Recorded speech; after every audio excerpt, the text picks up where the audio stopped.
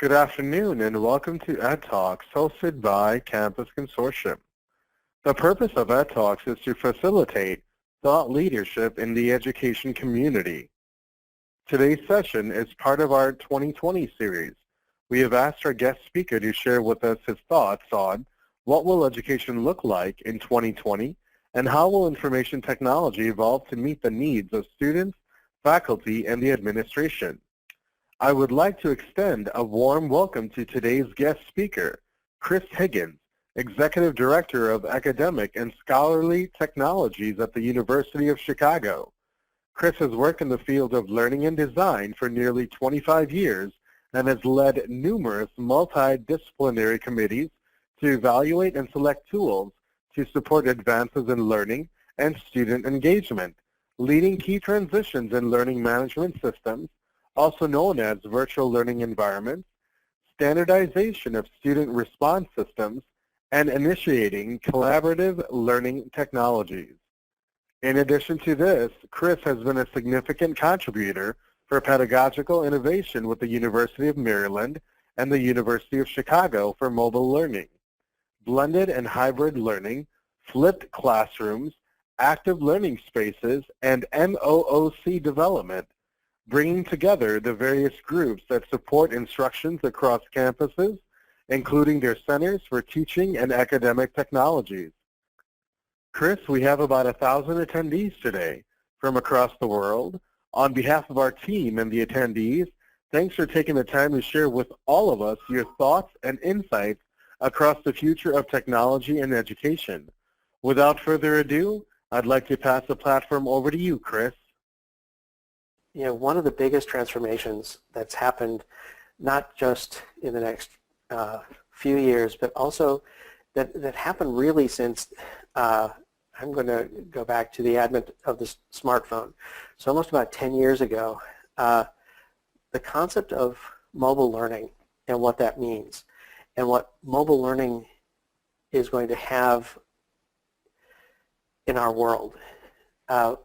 It was interesting that I was talking to a colleague about a concept a while ago, and he said, well, what you're talking about, Chris, is really a generational leap. And I think when we look at kind of the environments that we're currently bound to in our higher ed institutions, we look at our classrooms, we look at our technologies, it's really looking at what are students coming up now using. You know, I'm old or oldish, so you know, when I was growing up, you know, a typewriter was a cool thing to have, and I can remember getting a digital typewriter and wanting to type this in, and I could actually save certain pieces of it and then have it print out after typing it. And you know, then you know, the individual PCs came out, but everything was keyboard based in that sense. Now, you know, my nieces and nephews who are, you know, anywhere from the age of like 3 to college age are all looking at, you know, touch devices. Their primary experience is about, you know, touch and interacting with a screen and interacting with each other via voice, via text. But it's about these smart devices. And I think that's where, when we look at the future, these mobile devices are going to have a huge impact on how students learn. You know, in the United States, we have a number of K-12 initiatives that have been going on for a number of years to bring tablets into the experience for the students. And so when they come to the university and they have to buy textbooks, when their textbooks have been on their tablets, it's jarring. And being able to take notes and highlight in ways that, you know, we didn't necessarily have in the same experience when I was going to college. Taking that one step further, we're really looking at, you know, where do the wearable technologies take us, and how is that going to affect our experience, collecting data. You know, what's it going to do when you have information coming to your watch or to something else that's on your person at that point? the concept of having technology integrated into glasses or into eyewear where you can actually see and get content. So that's going to be a little bit further out than 3 years from now, but you're seeing things that are coming that are on the horizon. So we'll move to the next slide.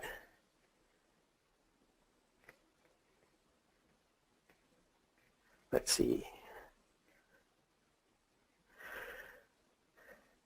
So I think one of the major aspects that's going to change and transform learning over the next few years is really about student-centered learning. And we've talked about this transformation into into a student focus within our classrooms, and we've tried a variety of techniques to do that. But as we focus on these concepts of student creativity and students as the knowledge builders, it's really important to understand that our students are the ones who are the innovators.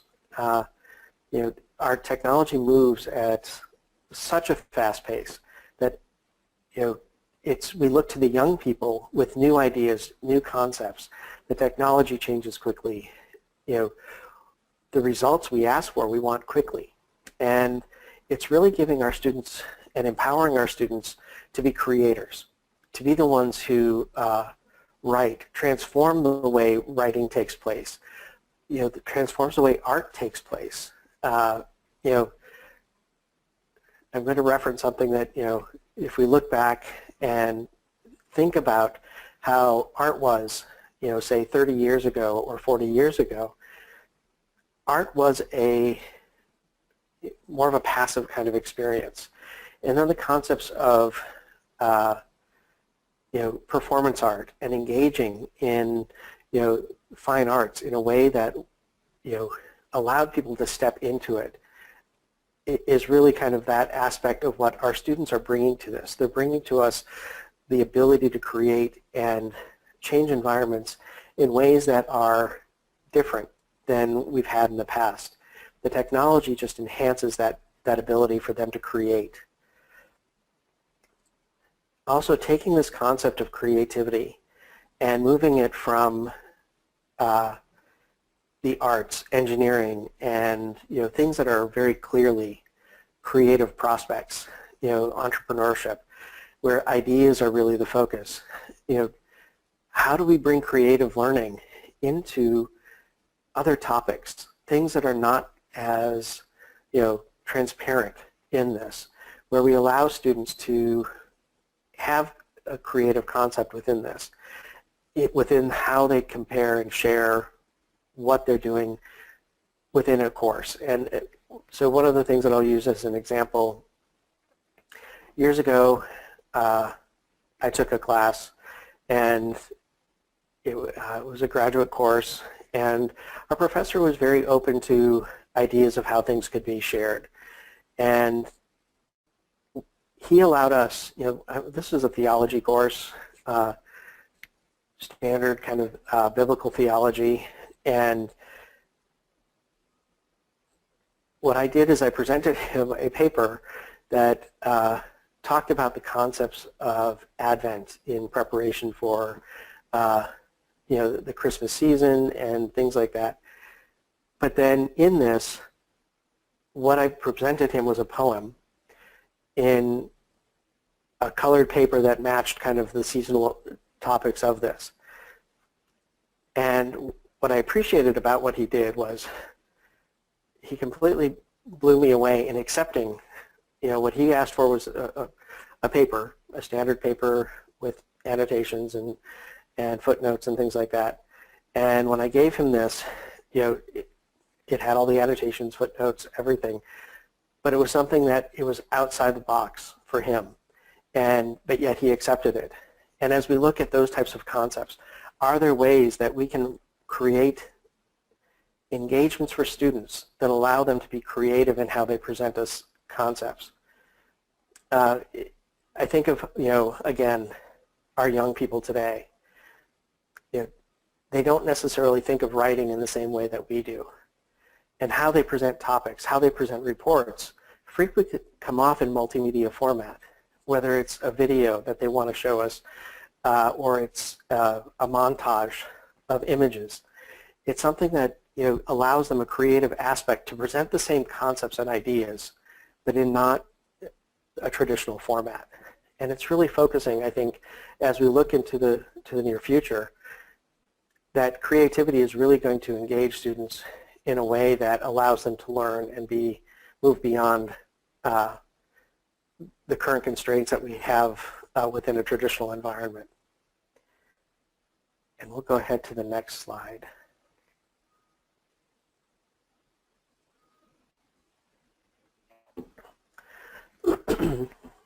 So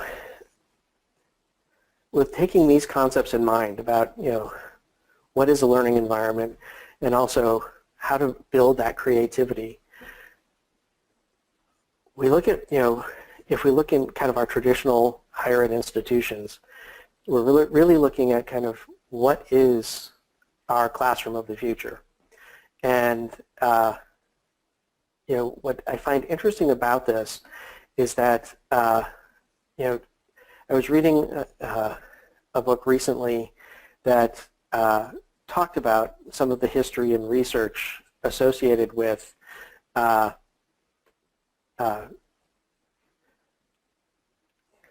active learning and in this process. The book is a guide to teaching in the active learning classroom. And there are multiple authors. Paul Bepler is the primary author, with J.D. Walker and Christopher Brooks as co-authors in this. But one of the concepts that they talked about was the concept of an active learning classroom. Started really in the 90s. And when you think about what a classroom meant in the 90s, and the technologies we had available, we were still looking at things that were maybe not front-focused, but they created more collaborative learning experiences for students, where it grouped students and into round tables. I think of the scale-up model frequently used like in Minnesota, that you have 9 students at this large table. In a sense, it's 3 groups of 3 with technology available to them right there in the table.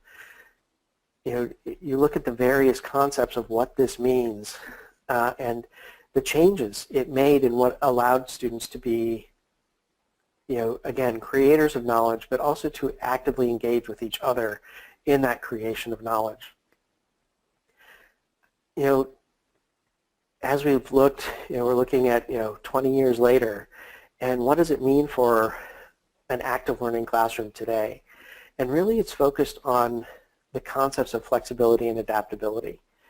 You really want to focus on the idea not just of these monolithic kind of tables with technology built into them, but now the technology has advanced in such a way where you can roll things into a student, or they can be put on the board with wireless projection like the Immersive Solstice or the Barco ClickShare. You're able to create a way for people to engage with these technologies without needing cables, without needing a huge set of infrastructure that's built into the table or into the floor. It's a way to allow for more flexibility within the spaces. I think, when I was at the University of Maryland, they started building a building called the Edward St. John Center for Learning and Teaching. Being part of the design team, we focused on the concepts of collaboration that can happen in all of these spaces. That every classroom, large or small, should be able to be a collaborative learning environment. And with that, even the large lecture halls were created in a double-tier format and created in a way that allowed for seats to be turned around, and you could create small groups of 4 or 6 students to create these teams working together to create knowledge and build that concept within that. And it's really about some of the flexibility that can be built into this. looking at large environments that are flat floor, do we still need a tiered classroom? If you can actually bring in a flat floor classroom with round tables and engage the students in a way that allows them to work together to create knowledge and bring up the content directly in front of them, whether on their own mobile devices or onto roll-up monitors, to have whiteboards on wheels that they can work with, to engage in ways that currently only certain places have in that. We're still focused on a traditional setup. As I look at classrooms, seminar-style classrooms, traditional smaller or medium-sized classrooms, frequently we look at classrooms that are going to be more traditional in nature. Looking at the poll that that people responded to, and I appreciate, like I said, I appreciate you responding. I think many people, when I asked about what does active learning mean to you, in 10 words or less, some people went beyond that. But I think there were a couple of quotes, many who talked about the engaged process in learning. I really appreciated the concept that very few actually talked about technology as being key to that engagement. Technology is the tool to facilitate engagement as needed. But one quote that came through there was, when the learner is creatively engaged in and central to the learning process is what active learning meant to this person. And I think that's a really good concept to take forward. It is about creativity.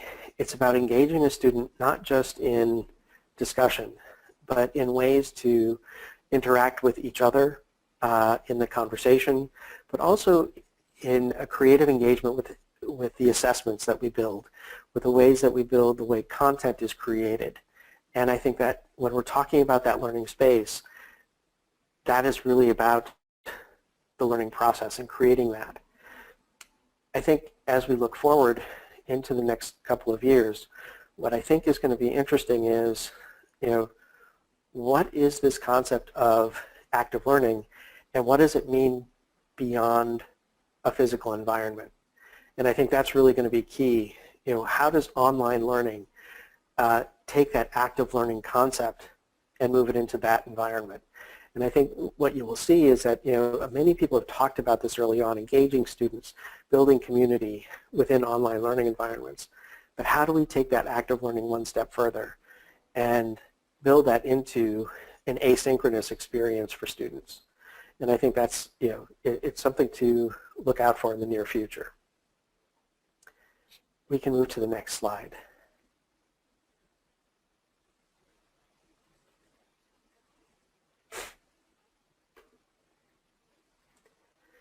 So the key to how to use those spaces is really about pedagogy. And when we look at kind of, how do we approach experiencing the students and how do we approach the learning process for the students as administrators, as instructors, as staff supporting those spaces and that learning experience. It's really looking at preparing ourselves to use those spaces. And I think that's a key aspect to this. I've listed a few concepts here of what, in a technology diverse world, what are the things that are going to engage people in learning? It's looking at competency-based learning, where you're focusing on mastery rather than seat time, where you're focusing on the concepts of engagement, to get the students to a point of understanding and applicability of those concepts. Game-based learning. Our students are coming up playing a lot of online games. I'll say this straight out, I think there are a lot of people who will say, all of our students are technology savvy. All of our students use technology. I will not say that all of our students are technology savvy. They know how to use technology for what they want, and it's usually personal in nature. Some of that is game-based in what they do, and those video games and things like that. So game-based learning is creating challenges and strategies to get the students to kind of be playful with the learning process. I think some of the things that we discuss in this right now are badging and points, and it's a little bit of competition, but it's also personal achievement. And I think that's really the goal here in game-based learning is about personal achievement. It's important to compare to others, but it's also important to compare for an individual and what's moving forward. So I think you'll see more of this in what's coming up, and I think that's going to be a really clear concept for this. Another aspect of this, and this came up a lot in the strategy, was the concept of problem-based learning. And it's really looking at how do you create experiences for students for them to challenge themselves to come up with a solution to a problem, whether a real-life situation or a simulation. And it's taking that learning environment outside of the classroom necessarily and moving it into the field, moving it into ideas that are beyond the artificial world that was in the learning space itself, but giving them their concepts and experiences that can add into this. When we looked at the poll that people took, I found it interesting that a lot of the concepts of the pedagogy really focused on collaborative learning and blended learning, problem-based learning. But the biggest one, more than a quarter of the respondents actually talked about the flipped classroom as a pedagogical strategy.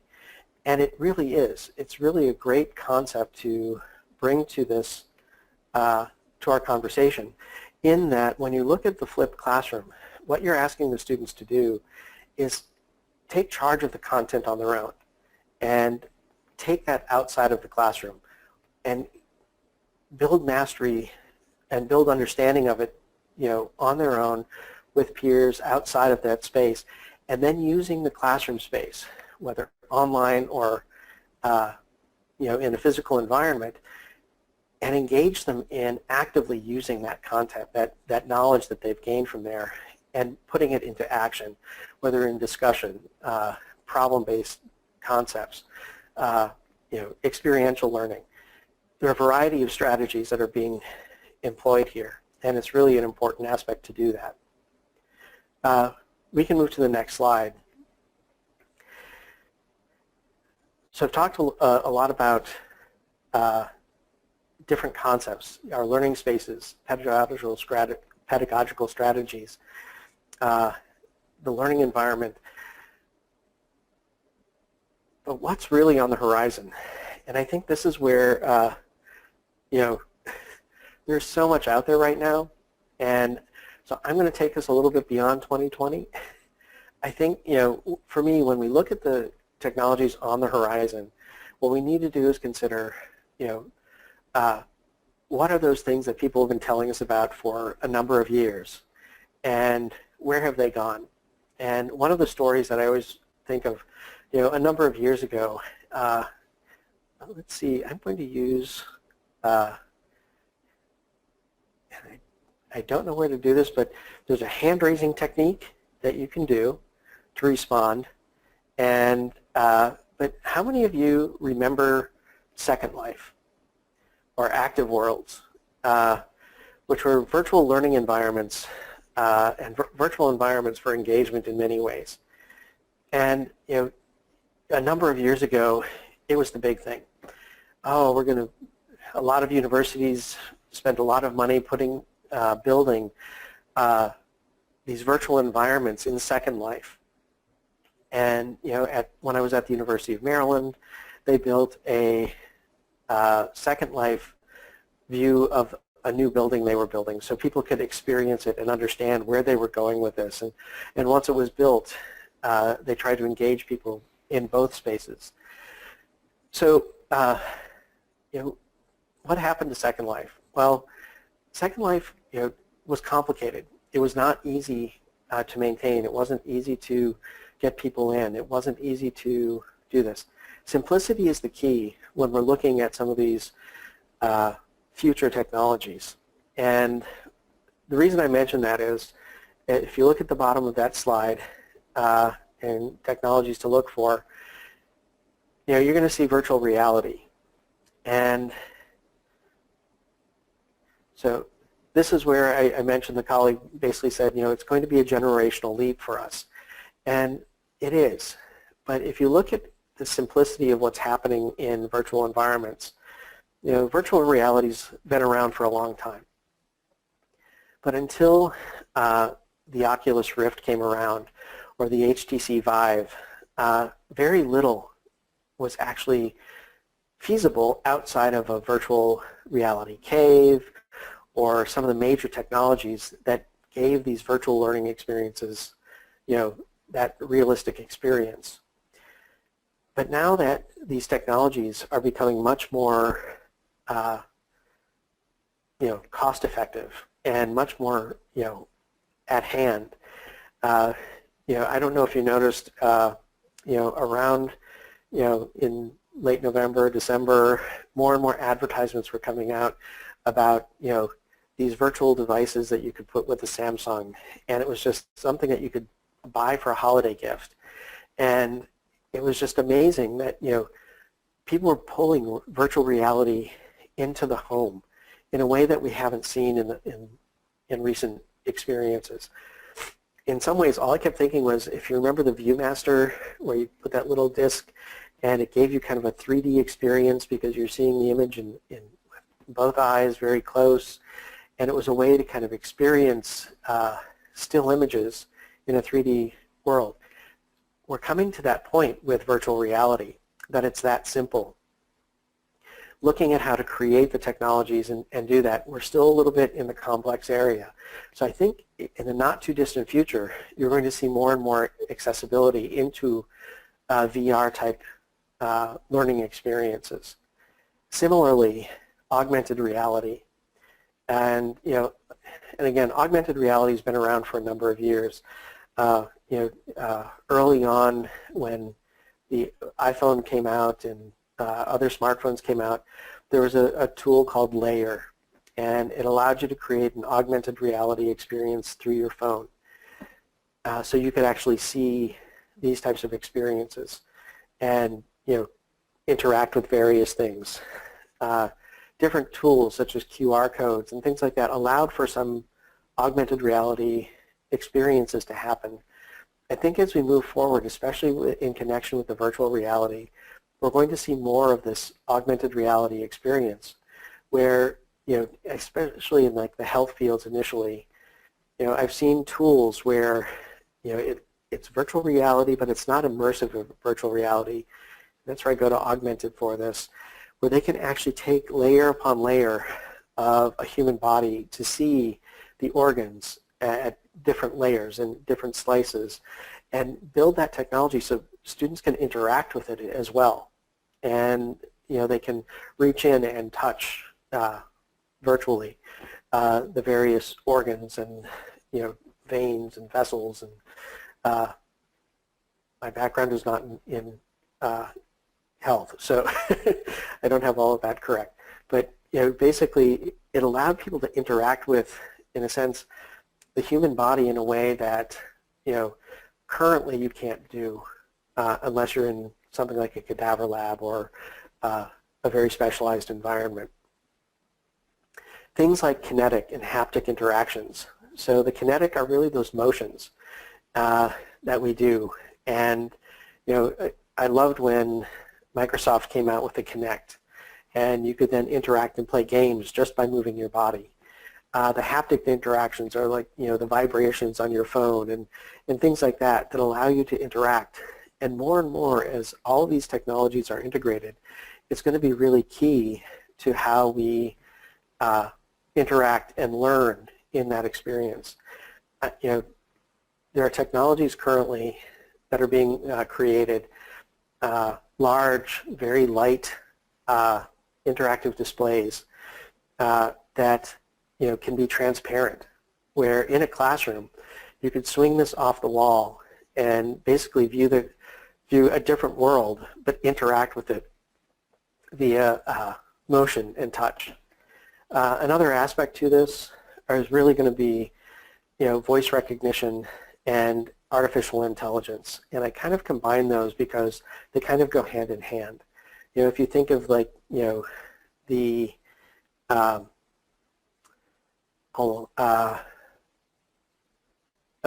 Amazon Echo and Google's version of that, and Siri, where you can actually talk to your device and they'll look things up for you and that type of a thing. Schools are using AI voice recognition tools to allow for advising, for guidance through technological problems, things like that. And so this is going to really have a great impact on how we interact with service and support and a variety of aspects on this.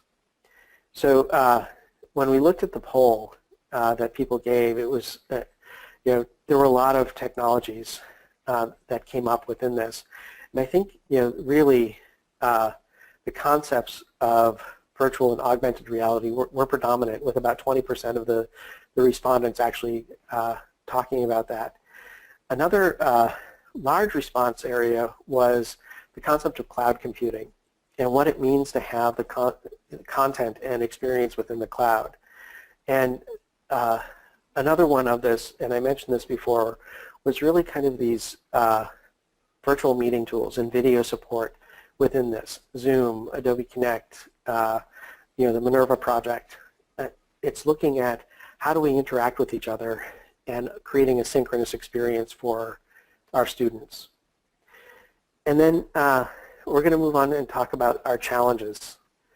And I think, really, the challenges are pretty obvious within this.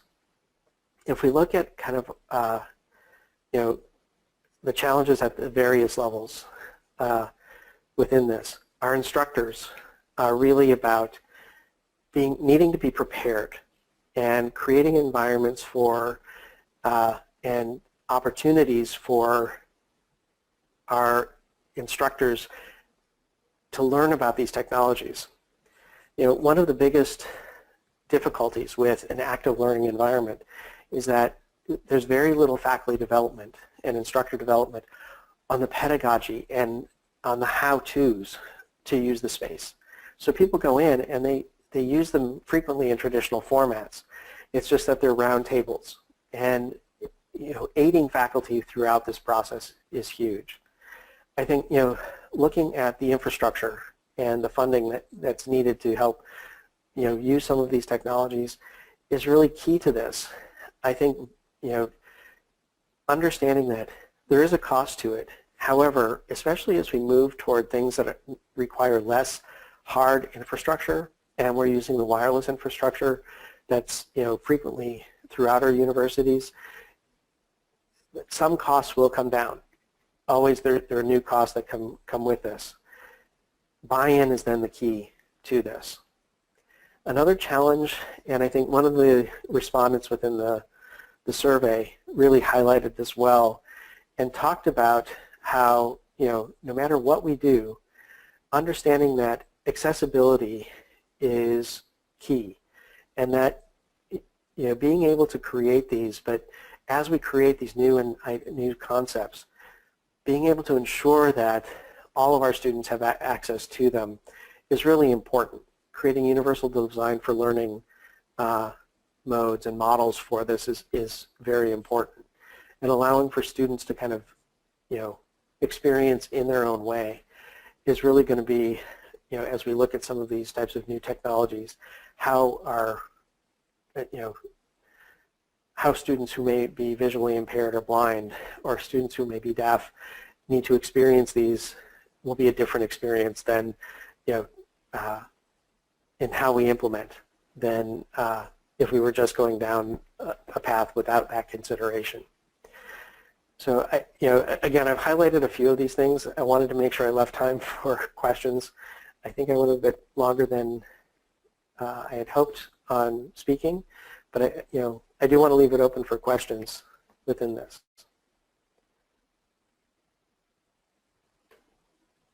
Chris, that's really cool. I like that you also wove in the survey that you did prior to your briefing and the responses as part of the integrated presentation.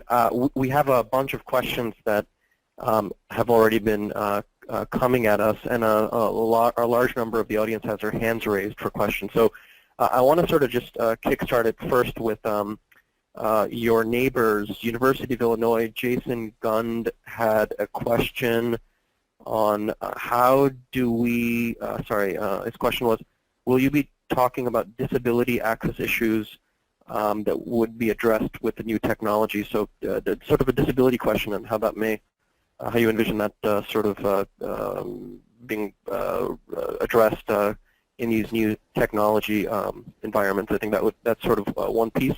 Over to you. So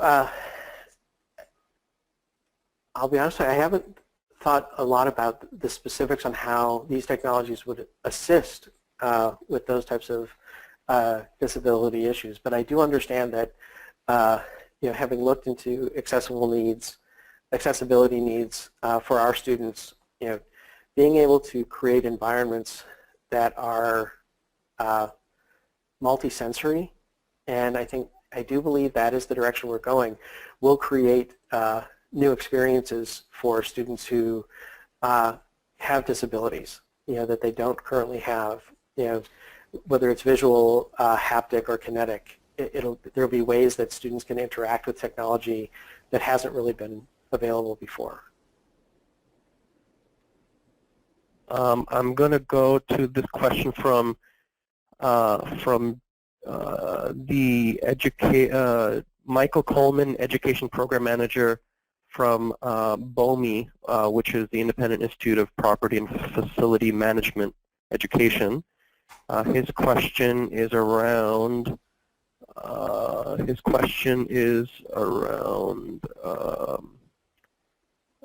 how do you define mastery, and how does that transform, if at all, with education going forward? How do you envision that? Well, I think defining mastery is really about how the educator decides what level of mastery is important in a competency-based program.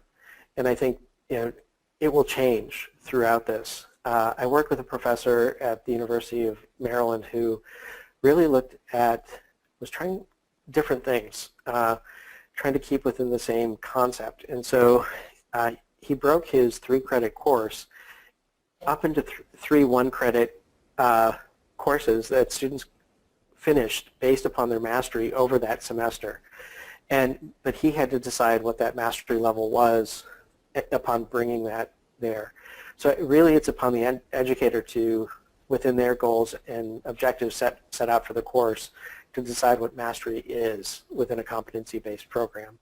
So I'm hoping I understood the question well and responded appropriately. Okay.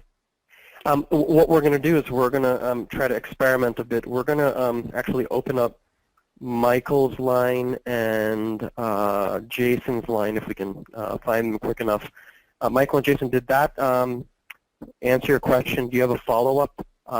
And I want to just do a quick audio check to see if your audio is accessible for everybody else. Can you do a quick hello, or did that sort of address the question? Do you have a follow-up?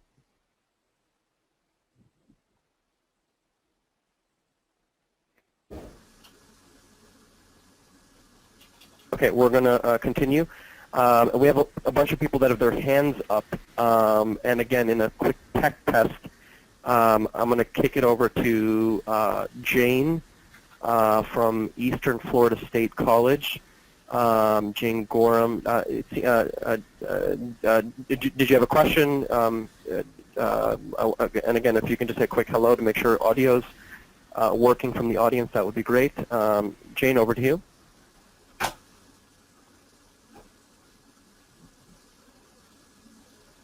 I'm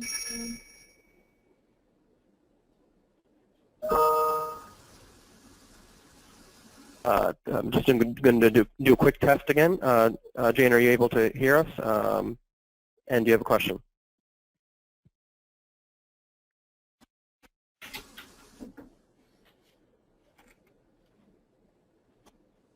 I'm going to take us off of audience, Annie, unless you can confirm we have audio coming in from the attendees. I'm going to go back to a question from University of California system around mobile. I think the question is around if you can elaborate a little more on how you envision smartphones and content playing out in the future. Seems like the questions around the form factor and pedagogy working together or hand in hand. So I believe that, you know, it's not just about the smartphone itself, but more and more people have their smartphone. Many are becoming larger in their form factor. I think really the mobile experience is less about content reception than it is about interaction and creation of content. And what I mean by that is, well, yes, people will be able to read their documents, see videos. It's the mobile experience, you know, I think will be moving beyond just the concept of content to the point where it's about, you know, students interacting with each other, building groups, and interacting in small collaborative teams, as well as being out in the field and being able to gather data, gather ideas. Working with a professor, again, at the University of Maryland, we were looking at ways for students to go out and assess and do surveys of neighborhoods and assess the services that were available to identify, you know, food deserts and, you know, in a sense, health deserts where, you know, there are no doctors or things like that. And being able to use mobile devices in a way that, you know, not just about the content experience. I think that's where we're going in the not too distant future. Cool. I'm going to ask for those who are asking questions. We couldn't get your audio to validate, but if you can just ping us over the tool that your question was addressed, or if you have a follow-up, you know, we'll push that as well. This is sort of an interesting one because it sort of expands the boundaries of these meetings. It sort of gives us a maybe more of a global view.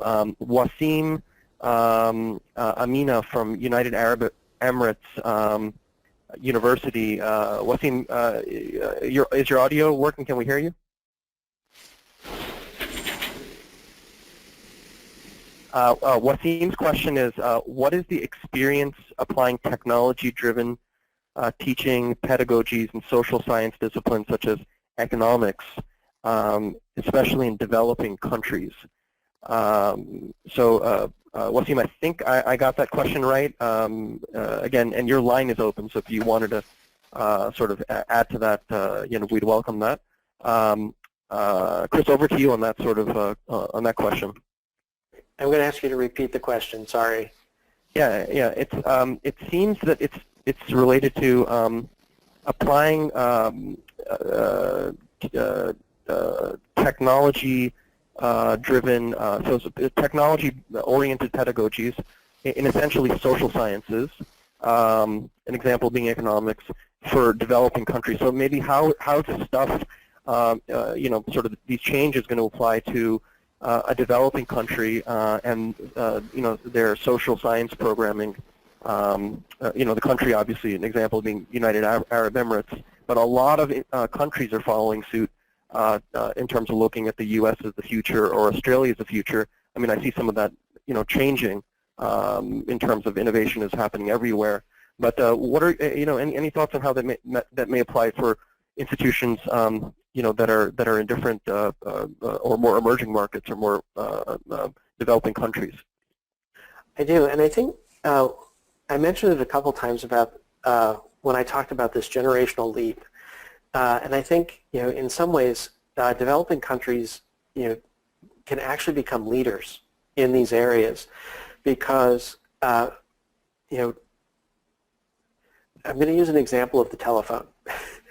The United States in the 1800s and early 1900s spent, a lot of money building huge infrastructures to create and give access to people to telephones, wire-based telephones.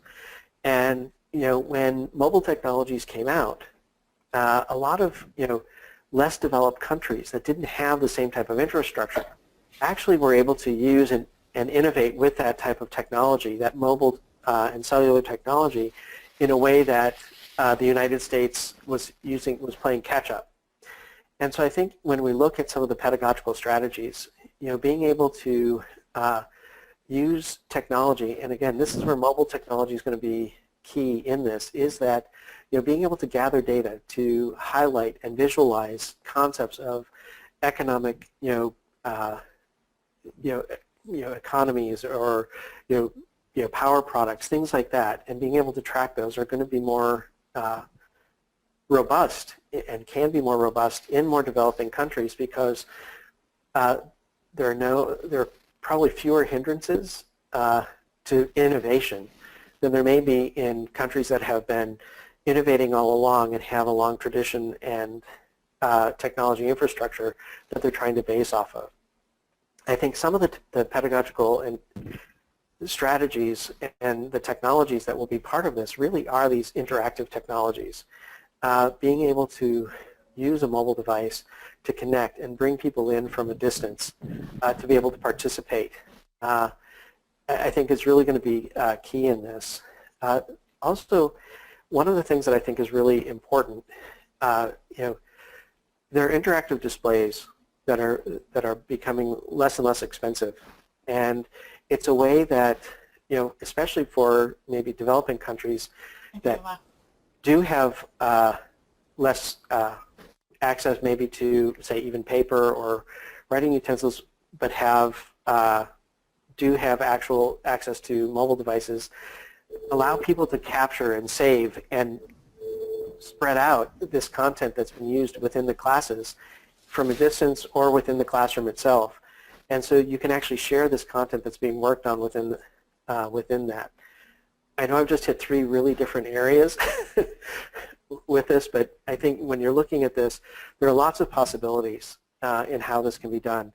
I don't have a huge amount of experience in developing countries in this, but I do understand how sometimes in a rural environment it's less about the proximity and the face-to-face experience than it is about being able to interact from a distance. And I think that's going to be key. There's a tag team question from Hassan Salim, also at UA University, on what about the faculty and the specific questions. What about faculty professional development in order to enable faculty to, how the question is essentially how does faculty get developed to master these, emerging teaching pedagogies so that they can essentially support the correct or right instructional technology process. So how do we upgrade sort of the faculty and support infrastructure around making this transformation happen? So that's Chris, that's for you as well.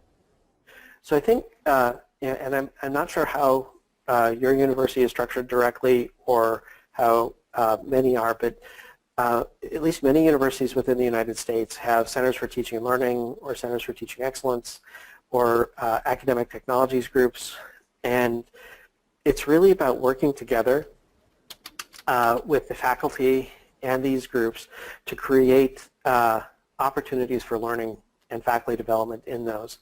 And I think one of the things that I've always focused on for my own team is that we want to be able to do and engage the faculty where they are. So bring them into the environments, work with them, have them experience it. But sometimes we're not able to do that.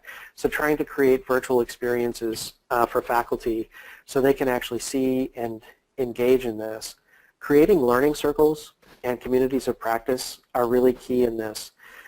Bringing faculty together to talk about their own strategies. Let the faculty lead the experience and let them work together on this with, the more technical or academic technology professionals and instructional design professionals on the side to help facilitate and, help them innovate in those areas. We're going to, for the team from UAE, if that helps, if you can give us sort of some feedback, yay, nay, that would be great. We're going to switch it up to a whole different part of the world. We're going to go back to the U.S. at Eastern Washington University. Dennis Dickens is talking about, could the Common Core be used as a template for mastery definition of other topics with variations for different cultures and locations, crowdsourcing of data collections? It's a very good question. I'll be honest with you, I focused most of my life on higher ed, so I'm less familiar with the Common Core, but I think, when we look at digital literacy, I see that as a possibility. I think, the concept of the Common Core is really to create a common set of mastery, across the country with those ideas in various disciplines. I think, that could be something that for especially introductory levels that, people would work together to do. But so frequently at various universities, the individual faculty or the department or the program can create what they believe is the important aspect in learning that. So, I think that it could be a model. I'm not sure how it would function, at least within our higher educational institutions today. Dennis, does that give you some feedback, and does that help? If you can ping us, or you want to chime up, that's great. We're going to go to Tanya Strickland, Provost of Southern Wesleyan University. Tanya is asking, is it accurate to say the advent of technology will cause a new look at the Carnegie units and its importance in higher ed? That's a really good question. I haven't really considered it in that sense, that concept before. I'm not sure. I think, there may be an extra layer upon that in the sense of, I'm not sure how well the Carnegie units actually. I'm not sure really how the I'm going to plug myself like the way you did. So I'll try this one more. I'm not sure how the Carnegie units actually reflect kind of the evolution of what's happening in higher ed right now. When we look at things like micro-credentials, online learning, learning that's more cohort-driven and not within the standard aspects. So another set may come, technology may drive this because it's technology that's driving opportunities for learning in ways that haven't happened before. And I can see that that's a really, really great idea, actually, to bring in some different concepts within the Carnegie units to help define those types of interactions with people. We're going to go to one last question and then start to transition. Dr. Stephen from Southern University is talking about suggestions for funding for implementations of some of these new technologies. I do want to highlight that we at the Campus Consortium are trying our best to provide whatever grant programming we can provide to allow institutions to support essentially evolving to technologies that can better support the enrollment, retention, and advancement goals, and also obviously evolve the teaching and learning and pedagogical infrastructure to support core essentially outcomes. So we can't do it across every sort of idea or concept, but wherever we have support, we've extended grant programs. So do apply to the ones that may be relevant to you. We're at the top of the hour, so we're going to start to bring this session to a close. Annie, if you can mute out attendees, that would be great. Chris, thank you so much. We appreciate the time that you've taken out of your schedule to share your vision, your strategy, your experience, and your thoughts with colleagues from all around the world. There are over, actually we exceeded capacity at 1,000 attendees and had to shun attendees So your briefing was, I think, well attended. There's still a bunch of questions that we weren't able to get to. We'll try to get to those offline for those that still have questions. But Chris, thank you so much for your briefing. It was great. Thank you. It was a great experience, and I'm very happy to have been able to do this. And feel free to send questions or comments. People can find me on LinkedIn. That's probably the easiest place right now. So. We'd also like to thank all of the attendees that took time out of their schedules from all different time zones to join us for today's EdTalks, the future of IT in higher education, hosted by the Campus Consortium. A link to today's recording will be posted on the Campus Consortium's website and social media sites. Again, we hope the session has been informative and insightful, and stay tuned for follow-on sessions. The next few are leadership from University of Pennsylvania, Harvard, and we're going to go back to UT Austin in roughly that sequence. So again, everyone, have a great rest of your day. This is the Campus Consortium, headquartered out of the United States, signing off now. Bye-bye, everyone.